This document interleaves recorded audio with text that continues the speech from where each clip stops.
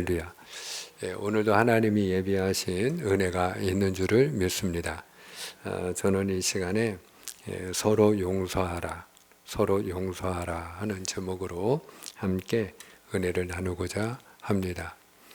행복을 기준으로 하늘 아래 살아가는 인생을 둘로 나눈다면 행복한 사람과 불행한 사람으로 나눌 수 있을 거예요. 그런데 여러분, 다른 사람을 행복하게 해줄 수 있는 사람은 어떤 사람일까요? 자기가 불행한 사람일까요? 아니면 행복한 사람일까요? 무엇이든지 마찬가지인데 모든 원리가 동일한데요. 나에게 없는 것을 다른 사람에게 줄 수가 없지요. 누군가에게 무엇인가를 내가 건네줄 때, 또 영향을 줄 때는 내게 있는 것을 주기 마련이지요. 그러고 보면은 행복한 사람은 다른 사람을 행복하게 만들어요.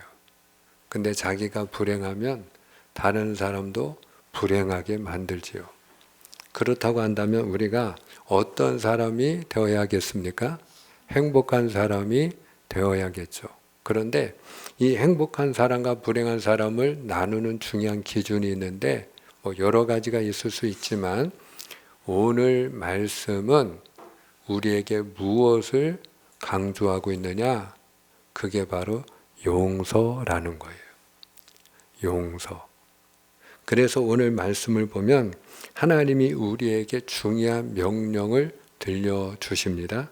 자, 제가 12절, 여러분이 13절 우리가 교독하기 원합니다.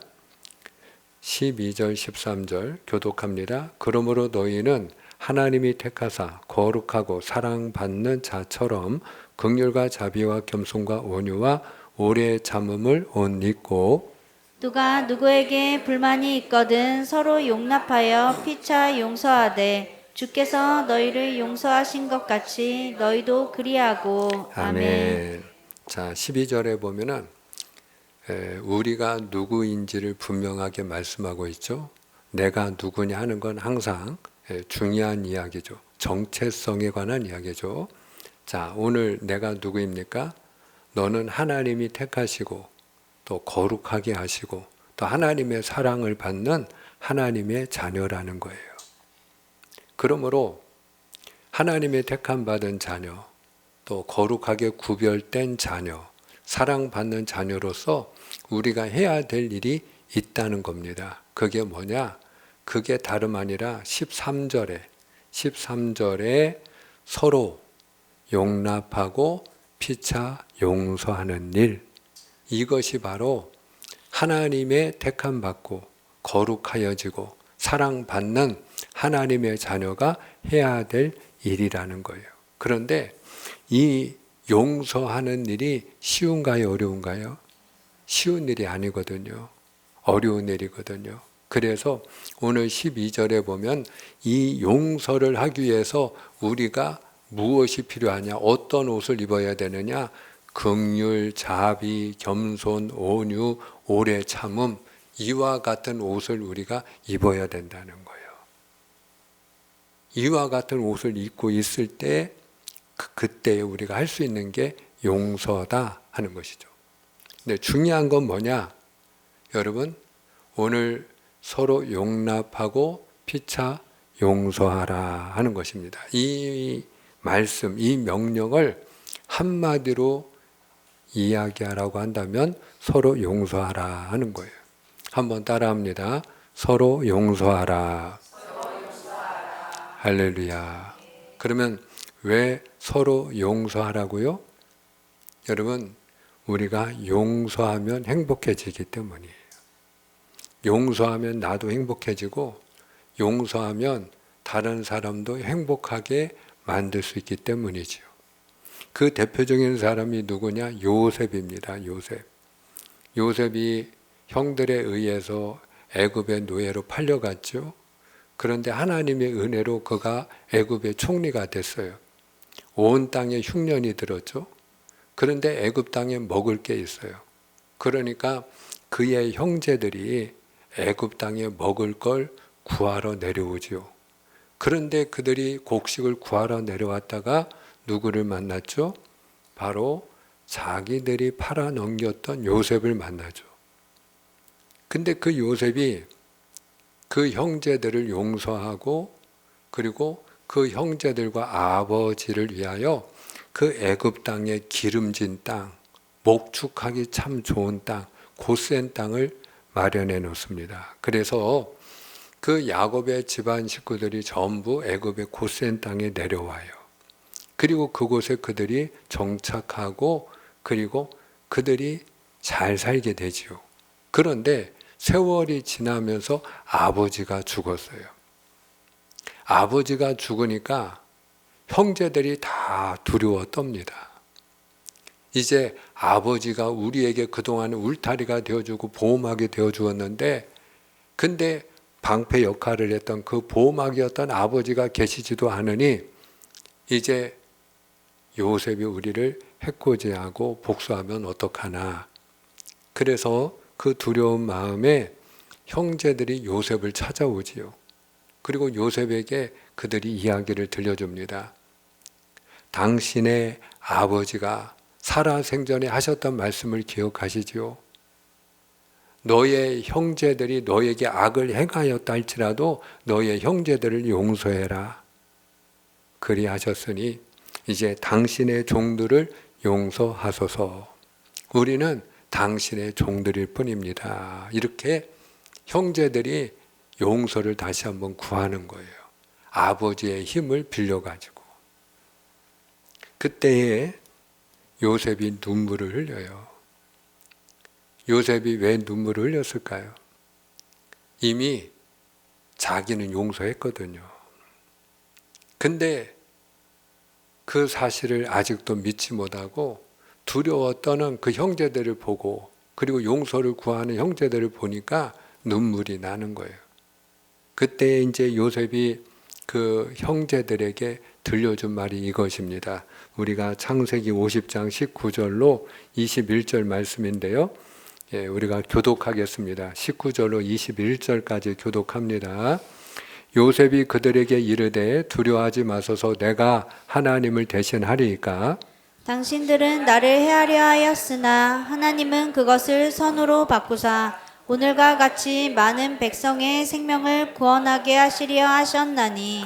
다 같이 당신들은 두려워하지 마소서 내가 당신들과 당신들의 자녀를 기르리이다 하고 그들을 간곡한 말로 위로하였더라. 아멘. 두려워하지 마십시오, 형님들. 내가 형님들과 형님들의 자녀들도 제가 기르리이다. 무슨 얘기요? 제가 돌볼 겁니다. 형님들 제가 지켜주고 그 형님의 자녀들도 제가 다 돌봐 줄 겁니다. 염려하지 마세요. 이미 다 용서했다는 거죠. 사랑하는 여러분, 오늘 요셉이 이와 같이 그 형제들을 용서했기 때문에 그 12형제가 12지파를 이루고 그리고 이스라엘이라고 하는 큰 민족을 이루어서 그들이 애굽 땅에서 나올 때 큰 민족이 되어 가나안 땅에 정착하게 된 줄로 믿으시기를 축원합니다. 만약에 요셉이 형제들을 용서하지 않고 보복했다면 어떻게 됐을까요?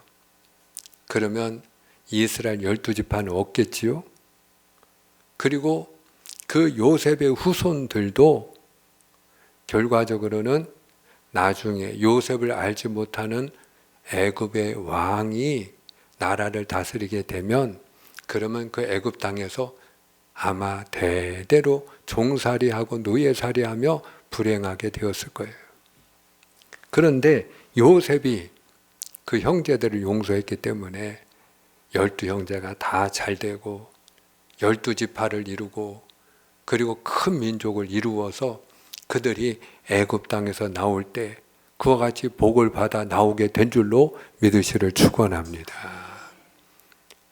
반대로 여러분 용서하지 못하면 불행해집니다.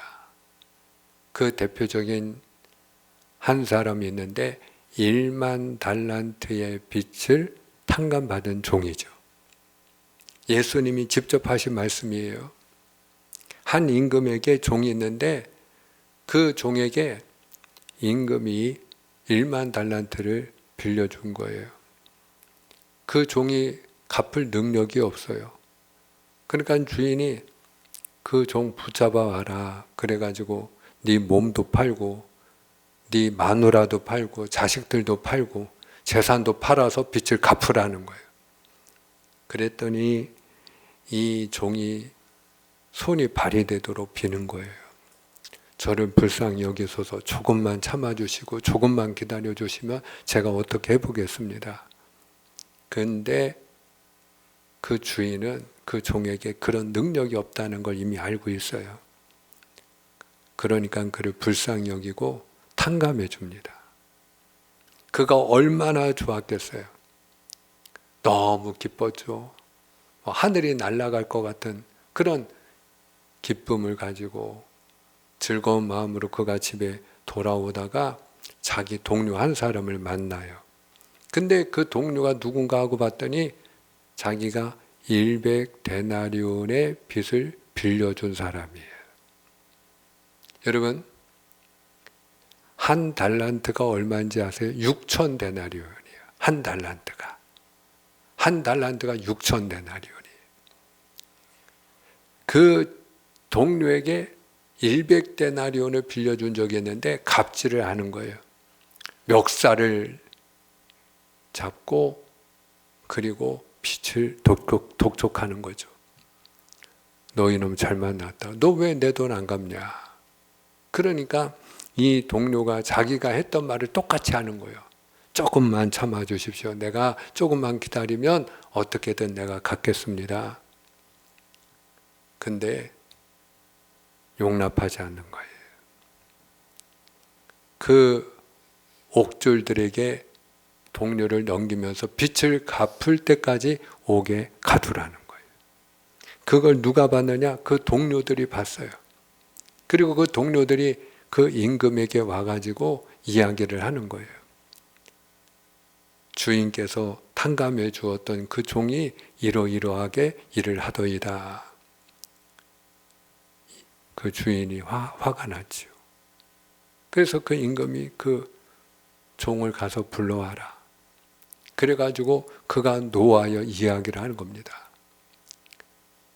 너가 나에게 빌어 내가 너를 불쌍히 여겨 네 빚을 탕감하여 주었으면 너도 내 동료를 불쌍히 여김이 마땅치 아니하냐.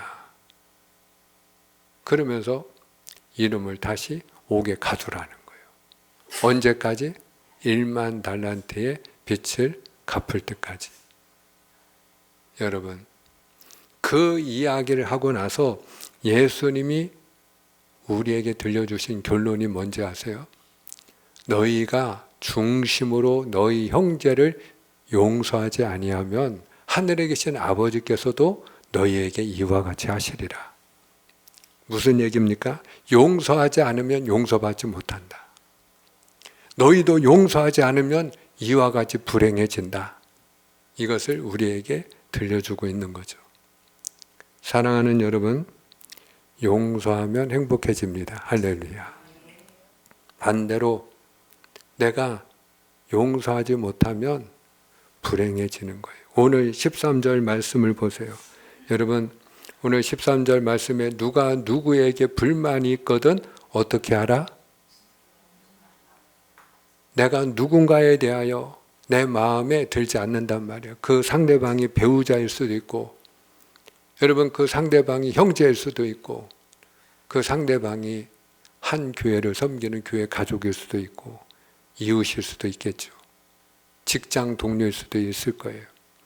근데 내 마음에 들지 않는 그 사람, 그에게 뭔가 죄와 허물이 있기 때문에 마음에 안 들겠죠? 용납하고 용서하라는 거예요. 할렐루야. 사랑하는 여러분, 오늘 14절의 말씀에 보니까 무엇을 더하라고 말씀합니까? 이 모든 것 위에 사랑을 더하라. 이는 온전하게 면을 띠니라 그랬어요. 사랑을 더하라는 거예요. 따라합시다. 사랑을 더하라. 그런데 여러분, 이 사랑이 뭐냐? 사랑이 용서입니다. 사실은 그 본질이 용서예요. 예수님이 가장 큰 계명 2가지 말씀하셨죠. 첫 번째는 하나님 사랑, 두 번째는 이웃 사랑이죠. 그 두 번째 이웃 사랑을 이야기하면서 이웃을 내 몸과 같이 사랑하라. 그렇게 주님이 말씀하십니다.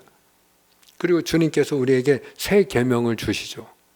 내가 너희를 사랑한 것 같이 너희도 서로 사랑해라.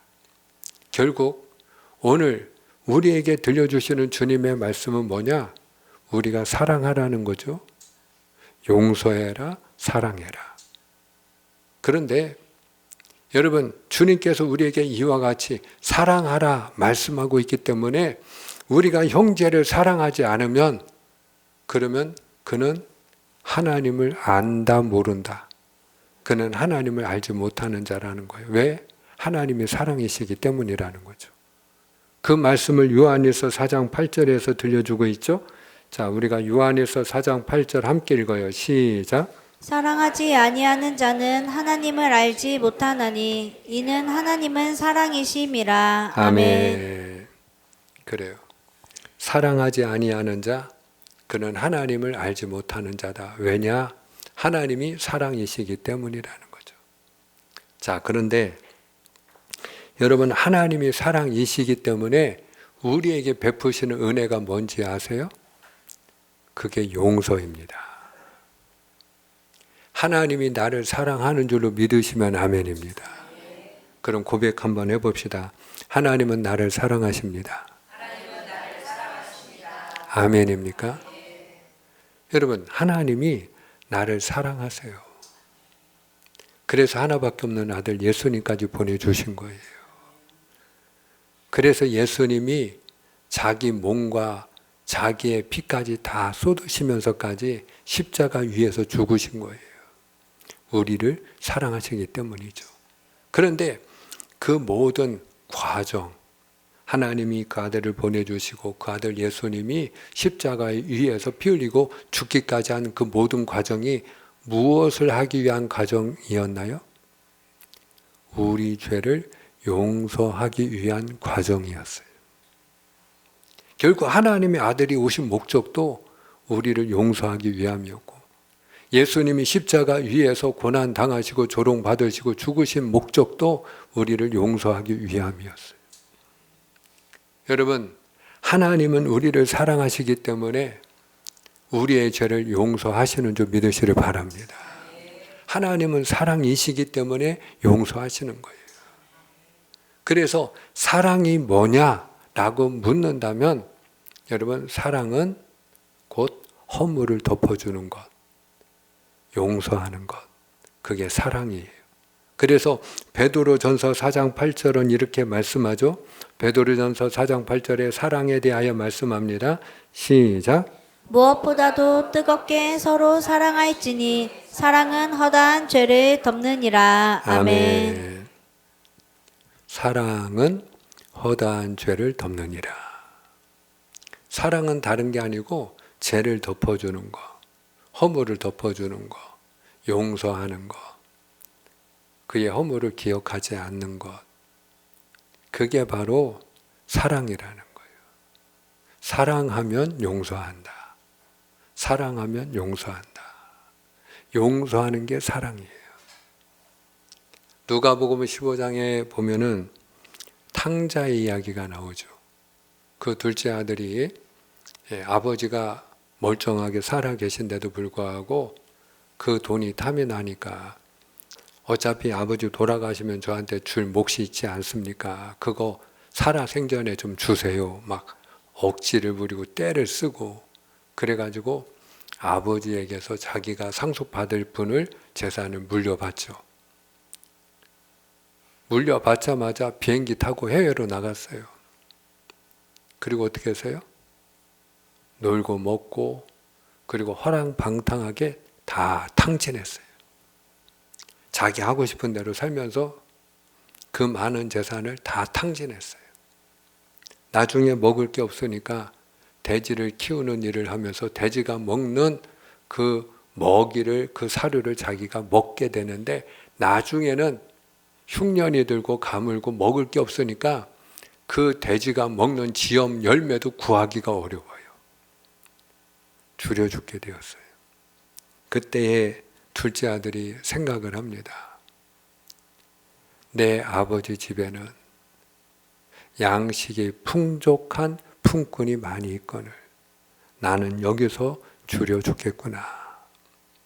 내가 하늘과 아버지께 죄를 지었으니 이제는 아버지의 아들이라 일컬음을 감당할 수는 없겠고 내가 품꾼의 하나로 써 주소서 하리라.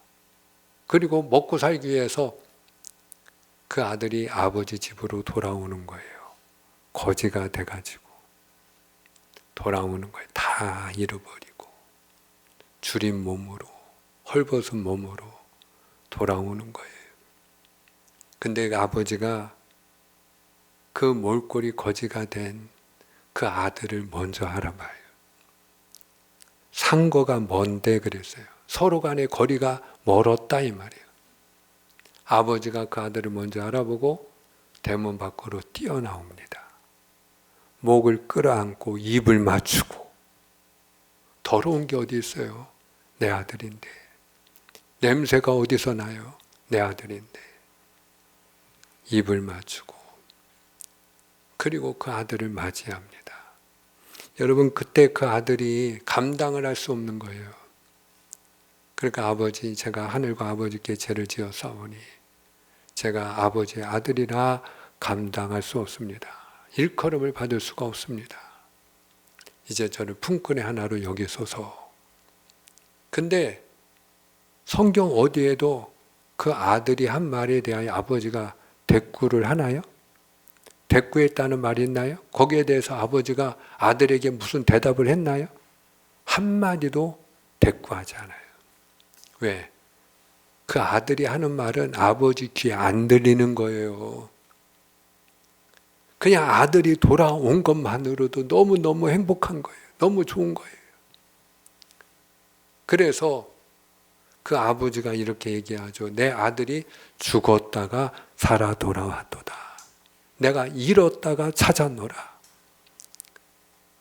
좋은 옷을 내어다가 입히고 금가락지를 끼우고 발에 새 신을 신기우라. 그리고 살진 송아지를 잡으라. 풍악을 울려라. 그리고 잔치를 베풀죠.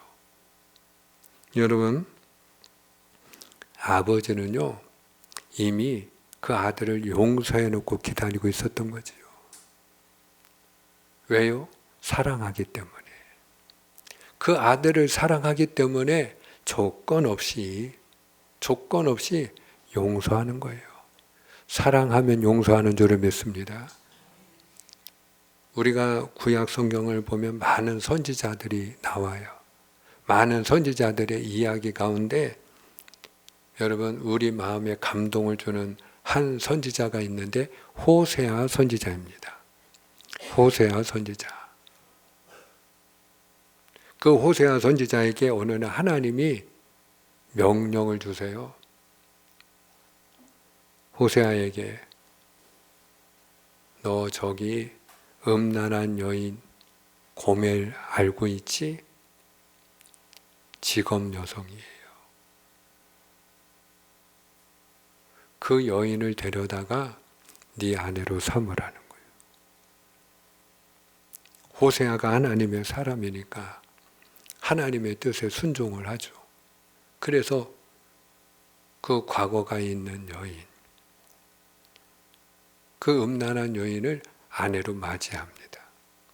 그래서 두 아들과 딸 하나를 두게 됩니다. 그런데 제 버릇 남 줘요 못 줘요? 못 준다잖아요. 제 버릇 남 못 준다요. 과거로 돌아갔어요. 두 아들과 딸 3남매도 낳았는데 자기가 예전에 하던 일로 돌아간 거예요. 과거로 돌아갔어요. 옛날 직업을 다시 하는 거예요. 여러분, 그 여인의 과거를 용서하고 그리고 아내로 맞이해서 그리고 다복한 가정을 이루고 행복한 가정을 이루고 그 아내를 사랑하며 살려고 했던 호세아 입장에서는 이보다 더 큰 배신과 아픔이 어디 있겠어요. 그럼에도 불구하고 여러분, 하나님이 그 아내를 용서하고 데려오라는 거예요. 그래서 그 아내를 찾으러 가요. 근데 아내를 찾으러 갔더니 그런 몸 파는 직업 여성들이 많은 경우에 여러분 돈을 조금이라도 빌리면 그게 고리대금인 경우가 많잖아요. 일부러 이자를 세게 붙여가지고 갚을 수 없게 만들어가지고 그 부채 때문에도 그 업소를 떠나지 못하게 족쇄가 되게 만들잖아요. 그러니까 호세아가 그냥 못 데려오는 거예요. 자기 아내이지만 몸값을 지불해야 되는 거예요. 그래서 성경에 보면은 은 15세겔하고 그리고 보리 한 호멜 반을 주고 데려와요. 이거를 다시 금전으로 환산을 하면 은 30세겔에 해당이 돼요. 은 30세겔. 은 30세겔이면 당시에 건강한 그 성인 노예 한 사람의 몸값이에요. 한 사람의 몸값을 지불하고 호세아가 자기가 가지고 있는 거, 정리할 수 있는 거 다 정리했겠죠. 그래야지 그 돈이 나오겠죠. 그래가지고 내게 있는 거 다 주고 그리고 그 아내 고멜을 데려오고 그리고 용서하고 사랑하는 이야기로 끝나는 게 호세아서예요. 여러분, 그 이야기를 통해 우리에게 들려주는 것이 무엇일까요? 호세아는 누구를 상징하는 걸까요? 하나님이죠. 하나님 아버지시죠. 그 음란한 여인 고멜은 누구를 상징하는 걸까요? 저와 여러분, 우리들이죠. 하나님 앞에서 부정하고 죄 가운데 살아가는 우리들 자신이죠. 그런데 하나님은 어떤 분이냐? 우리를 사랑하기 때문에 우리가 그와 같이 부정하고 죄 가운데 있을지라도 용서하시고 받아주시고 사랑해 주시는 분, 그분이 하나님이신 줄로 믿으시길 바랍니다. 결국 여러분, 하나님이 사랑이시기 때문에 어떻게 하시는 거예요? 우리를 용서해 주시는 거예요. 우리가 언제든지 하나님 앞에 돌아오기만 하면, 하나님 앞에 회개하고 우리의 죄를 자복하기만 하면 하나님은 기다렸다가 우리를 용서해 주셔요. 이유는 하나님이 우리를 사랑하시기 때문인 줄로 믿습니다. 사랑이 용서예요. 그래서 부모는요, 자녀를 사랑하기 때문에 아무리 많은 허물이 있어도 그 모든 걸 기억하나야 하지 않나요? 기억하지 않아요. 예. 자녀가 장성하고 나면은 자라나는 동안에 그 자녀가 나한테 잘못한 거 하나도 없는 것 같아요. 그냥 항상 내 마음을 기쁘게 하고 즐겁게 하고 그냥 착한 나의 아들, 딸일 뿐이지 저놈이 그때 나를 이렇게 속썩이고 이렇게 못된 짓을 하고, 여러분 그런 걸 가계부 적듯이 적어놓거나 일기장에 적어놓거나 기억하는 분 계신가요? 그렇지 않아요. 사랑이 무엇이기 때문일까요? 사랑이 허물을 덮어주는 것이기 때문에 그래요. 사랑은 기억하지 않는 것이기 때문에 그래요. 사랑은 용서하는 것이기 때문에 그래요. 여러분, 그러면 하나님이 이처럼 우리를 사랑하시고 용서하셨다면 용서받은 저와 여러분이 해야 될 일이 무엇일까요? 그것이 바로 용서하는 일이에요. 그래서 오늘 13절을 보세요. 13절. 오늘 말씀 본문 13절이에요. 13절 세 번째 줄부터 보면 주께서 너희를 용서하신 것 같이 너희도 그리하고, 주께서 너희를 용서하신 것처럼 너희도 용서해라. 여러분, 오늘 저와 여러분이 하나님의 그 사랑 안에서 용서받은 죄인인 줄 믿으시면 아멘입니다. 나의 모든 과거, 나의 모든 죄와 허물이 내 입으로 말하기도 부끄러운 그런 죄와 허물이 있다 할지라도, 어떤 죄라 할지라도 하나님이 다 용서하시고 기억지 아니하는 줄로 믿으시면 아멘입니다. 우리가 십자가 앞에 나와 우리의 죄를 자복하고 회개할 때 베풀어 주시는 하나님의 은혜이죠. 죄사함의 은혜, 용서입니다. 그런데 오늘 우리가 해야 될 일이 있다니까요. 용서받은 내가 해야 될 일이 있다니까요. 우리가 그리스도 안에서 용서받은 자로서 용서의 은혜만 누리면 되는 것이 아니고 용서받은 자로서 우리가 함께 한 교회를 섬기면서 우리가 해야 될 일이 있어요. 그게 뭐냐? 서로 용서하는 일인 줄로 믿습니다. 용서하는 거예요. 나도 용서하는 거예요. 여러분, 주님이 나를 용서하신 것처럼 우리도 용서하는 거예요. 몇 번이나 용서하면 될까요? 베드로가 예수님에게 형제가 죄를 지었을 때 몇 번이나 용서하니까 7번 용서하면 되겠습니까? 주님의 대답이죠. 아니, 70번씩 7번이라도 할지니라. 70번씩 7번이라도 용서하라는 거예요.